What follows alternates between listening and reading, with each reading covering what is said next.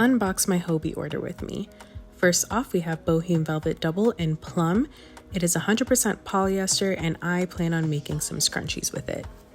Next, we have Friends Wheel in Off-White, Lemon Curd, Pumpkin, Open Sea, and Midnight Blue.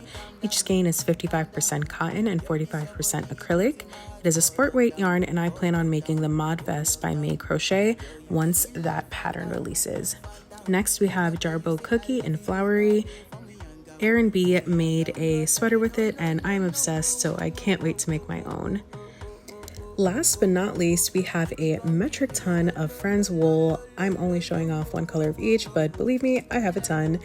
Each skein is 100% wool and I have it in the colors Anthracite, Mulberry, Baby Blue, Capri Blue, Cream, Nougat, Cornflower, Sage, and Mustard. Can't wait to show you what I make.